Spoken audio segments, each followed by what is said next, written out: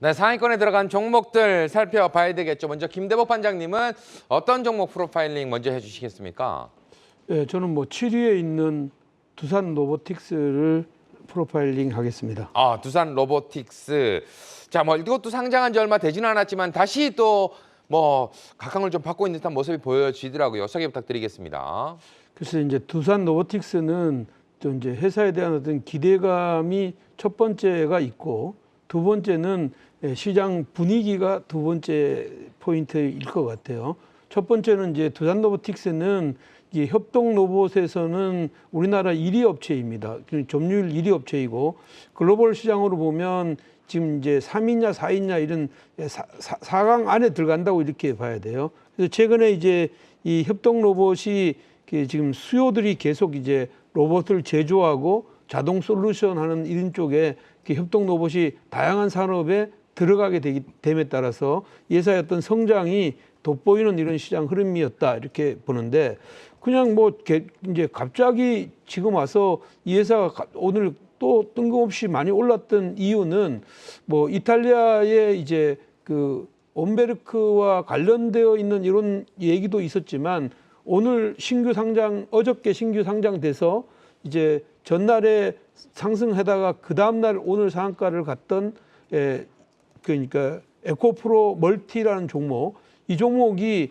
상장 이틀 만에 상한가를 진입하면서 상장 그 IPO 시장이 조금 이제 주춤했던 종목들 중에 많이 빠졌던 거 말고, 최근에 주춤했던 것들 중에서 그 상장 당시의 시가를 지켜주는 종목들이 대부분 다 올랐거든요. 이런 분위기가 함께 오늘 어우러졌다. 그러니까 이제 돈이라는 게 물꼬를 탁 트기에 지금 현재 신규 상장 종목이 뭐 없을까 하고 A라는 종목에서 B, C로 찾다 보니까 이런 종목이 들어오겠고, 이것 말고도 다른 종목들이 오늘 그런 이유 때문에 많이 올랐다. 그렇게 보면 지금은 이제 어떻게 보면 로봇에 대한 어떤 기대감도 있고, 신규 상장 종목에 대한 그 여기에 대한 새로운 수요에 대한 이런 기대감도 있는데, 이미 주가가 많이 올라 있기 때문에 이 종목은 따라가면 재미가 없다 이런 생각이 되고요. 저는 이제 이 종목이 오르면서 다른 협동 로봇이나 감속기 쪽으로 지금 현재 어떻게 보면 시장의 흐름을 전이할 때 그런 쪽을 노려보는 것이 좋겠다 해서 오늘 7위 종목을 가져왔습니다.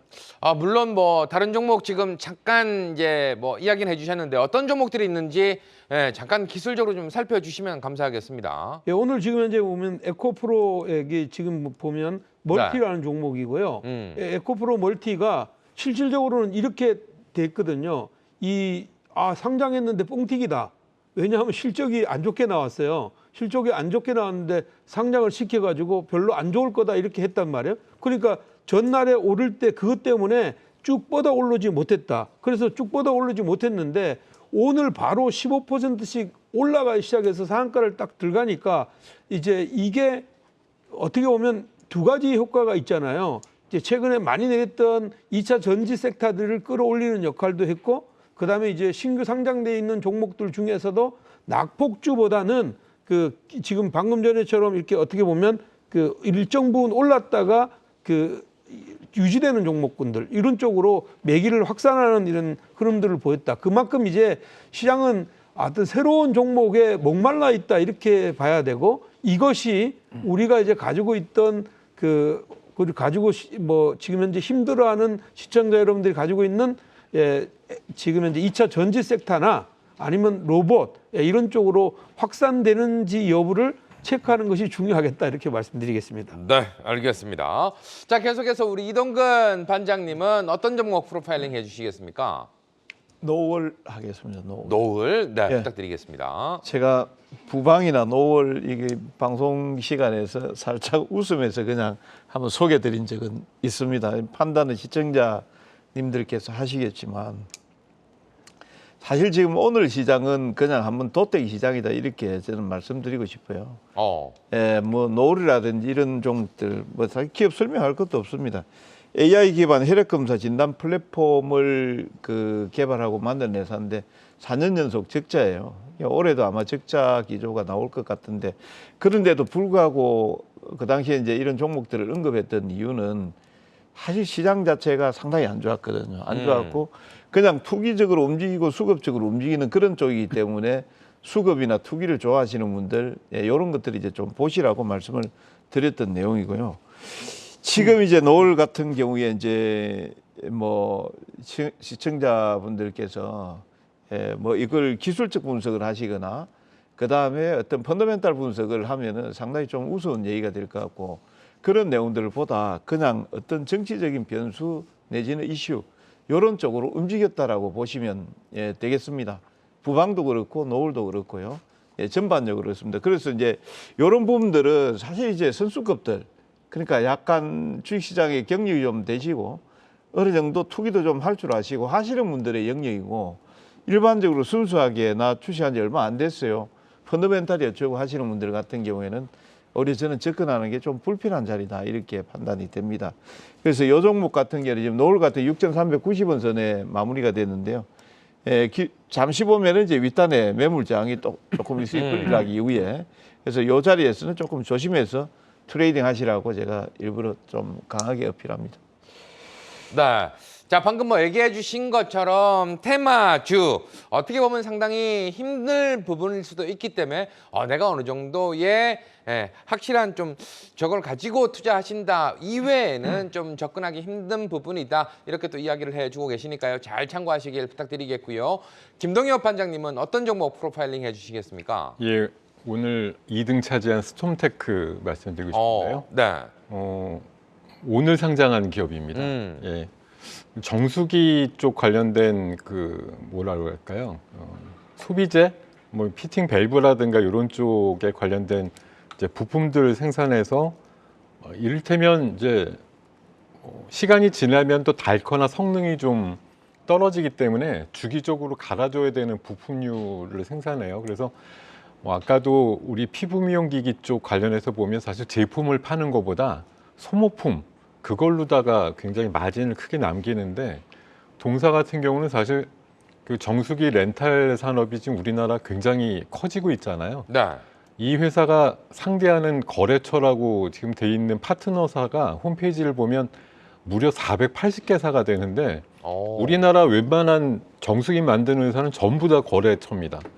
그러니까 정수기들끼리 브랜드들끼리 신제품 내놓으면서 싸우든 말든 어떻게 되더라도 관련 제품에 들어가는 소모품은 이 회사에서 많이 가져다 쓴다는 얘기가 되겠죠. 그러니까 정수기 렌탈 시장만 굳건하게 지속되고 뭐 아직도 정수기 없는 분들 또 새로운 또 모델로 계속 교체하는 주기도 5년에서 한 2, 3년으로 짧아졌다고 하니까요.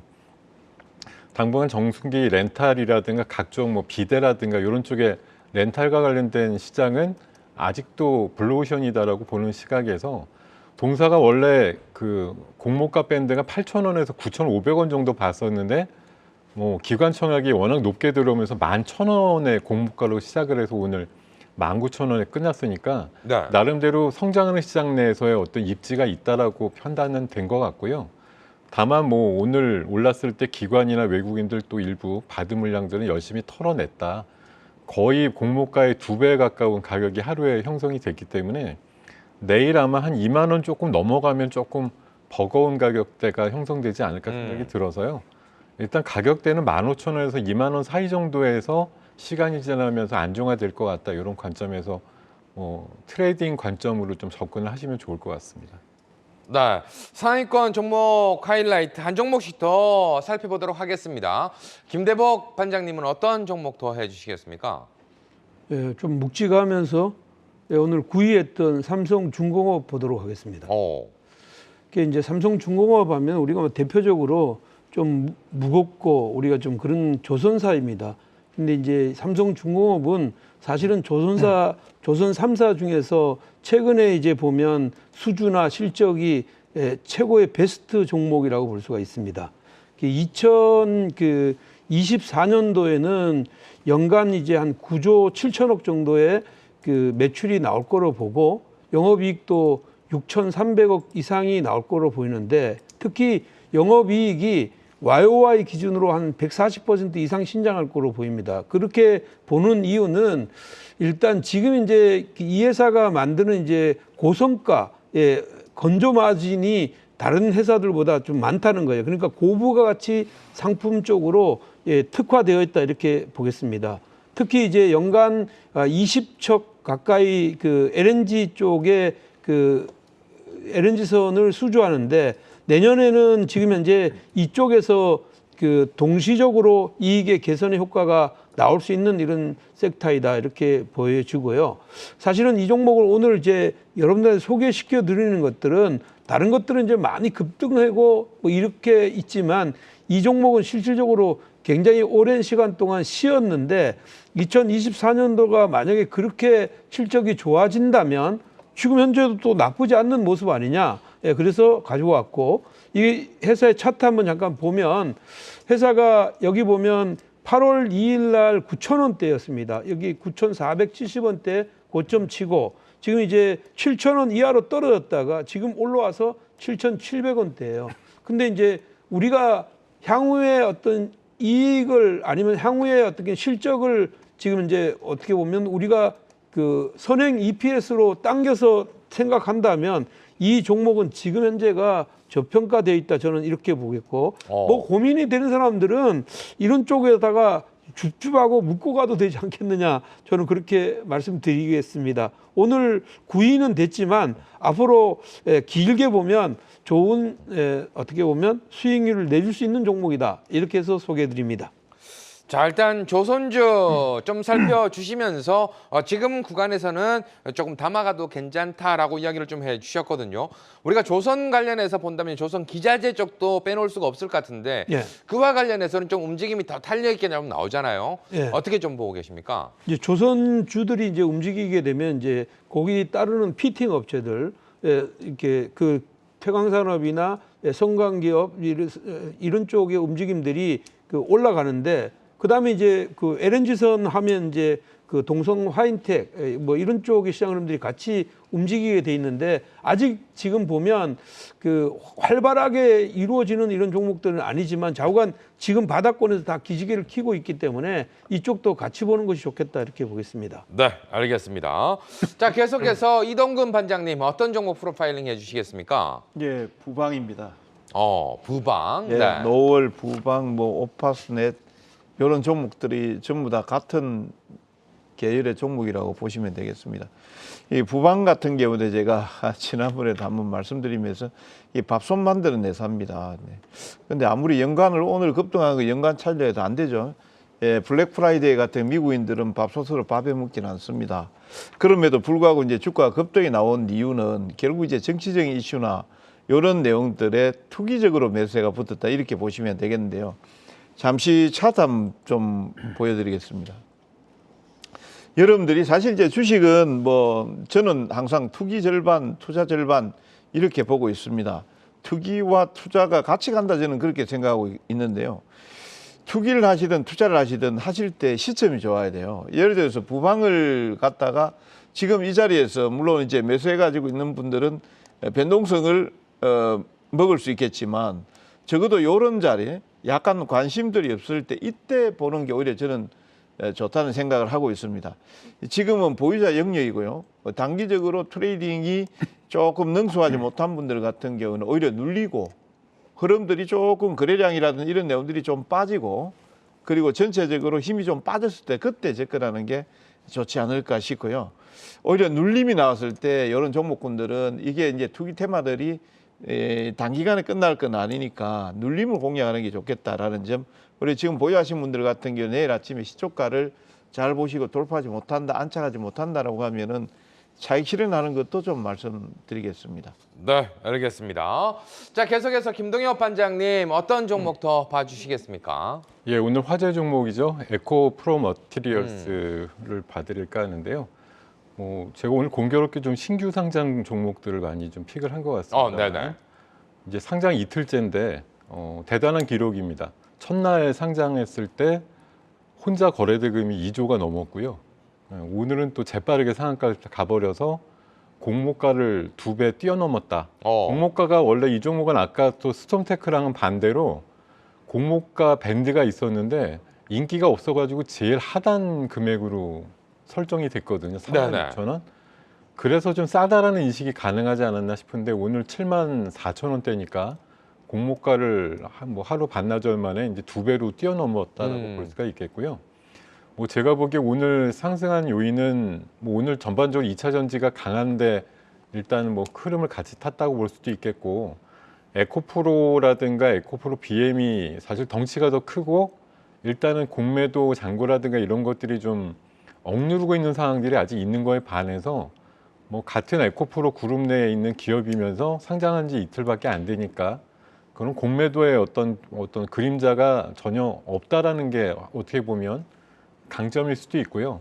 상대적으로 이제 볼륨 자체가 낮으니까 지금 뭐 웬만한 것들 좀 2, 30조 정도 하고 있는데 얘는 오늘 상쳐서 5조니까 그런 면에서 좀 가볍다. 그리고 뭐 그 전구체 관련해서는 또 우리나라에서 가장 큰 캐파를 갖고 있는 회사이기 때문에 전구체 국산화 쪽에 천병이 될 수 있다라는 관점에서, 그리고 이제 파도 이슈 때문에 이 회사가 이번에 상장하면서 일단 그 고해성사를 했지요.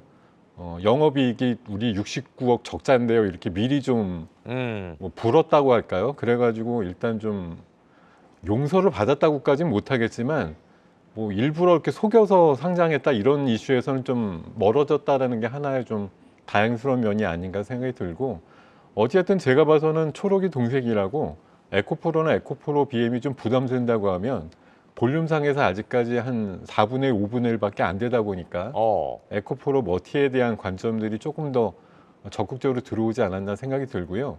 물론 지금 공모가가 인기 없었던 건 실적 대비해서 또 이 볼륨도 대단해, 이런 것 때문에 공모가 인기가 없었다고 보는데, 어쨌든 오늘 뭐 기관 외국인이 그렇게 참여하지 않았어도 가볍게 상을 만들었다는 관점에서 보면은 제가 봤던 수급적인 에너지로 인해서 앞에 자릿수가 일자 정도는 한번 확인을 한 다음에 밀려도 밀리지 않을까 생각이 들어서요.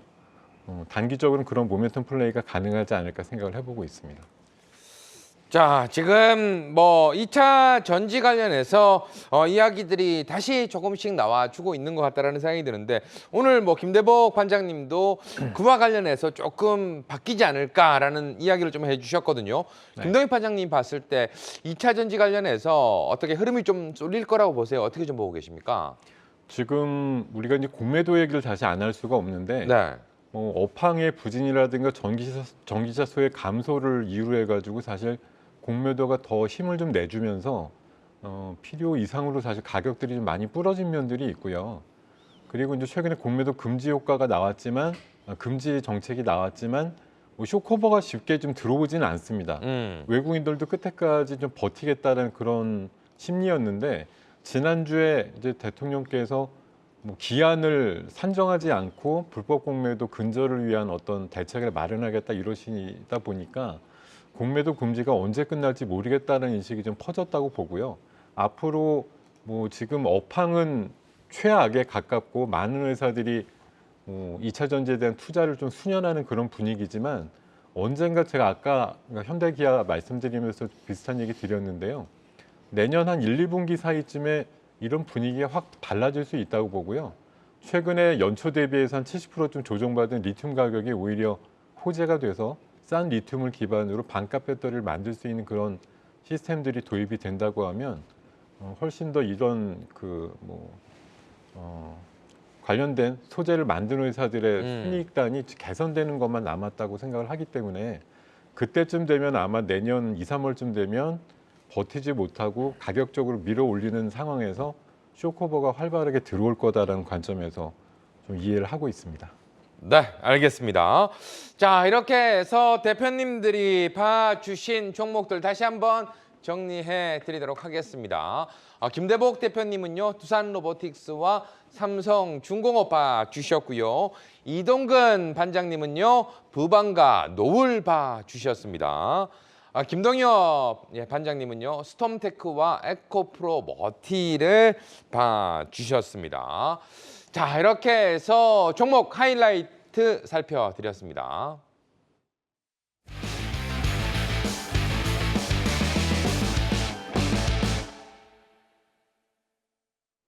네, 장 초반 저희가 이야기 드렸던 것처럼 연말 주목할 수 있는 종목 이야기를 좀 해볼까 합니다. 먼저 김대복 반장님, 어떤 유망주가 좀 있으실까요? 네, 저는 뭐 실적이 좀 받침이 되고 성장성이 있는데 주가는 이제 저점에서 조금 헤매고 있는 종목 현대 무벡스를 가지고 나왔습니다. 오, 그 뭐 일전에 현대 무벡스를 한번 설명해 드린 적이 있습니다. 현대 무벡스는 이제 그 스마트 물류 솔루션 확대 기대감이 이제 있는 거고요. 이게 이제 그 물류 시스템이라는 게 어떻게 보면 앞으로 계속 성장 산업이면 틀림이 없습니다. 근데 이제 어떤 성장을 가져가느냐가 관건인데 지금 이제 무벡스 같은 경우에는 10월 달까지 그 수주 잔고가 지금 이제 한 2,700억 정도가 되고 연간으로 이제 수주 잔고가 한 2,200 정도가 남아 있는데 그렇게 보면 향후에 실적에 대한 부담감은 전혀 없다 이렇게 봐야 되고요.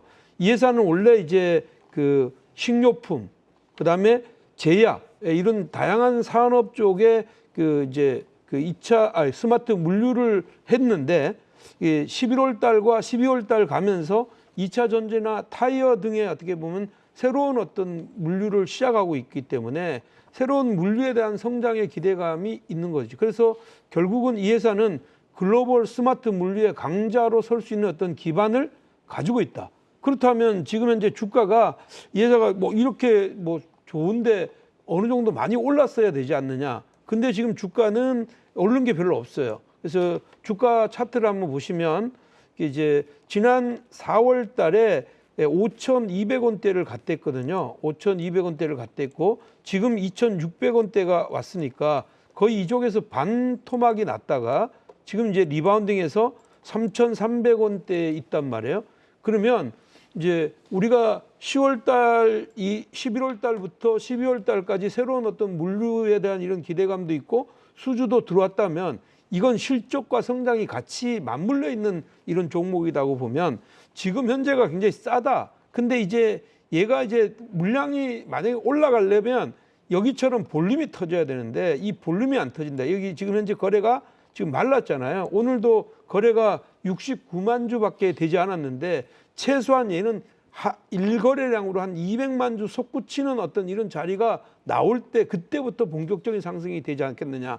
그러면 지금도 관심은 갖고 있는데 지금 이제 만약에 내가 세력의 입장이라 보면 이게 어떻게 보면 물량을 거래를 많이 시켜줘야지만이 자기들이 샀다가 가지고 나올 수 있는 이런 자리니까 그렇게 터지는 자리 그런 자리를 노려봐야 된다. 그래서 제가 이제 뭐 방송에서도 계속 말씀드리지만 볼륨이 따라줄 때 그때 들어갈 수 있는 이런 좋은 종목이다. 지금 가격대는 뭐 3,300원 이하면 가격대는 충분한데 스타트 라인은 볼륨이 좀 들어올 때다. 그렇게 보면 거래량이 200만 주 이상 솟구치면서 가격대가 조금 상승할 때 그때부터 진입하는 전략 유효하겠다 이렇게 말씀드리겠습니다.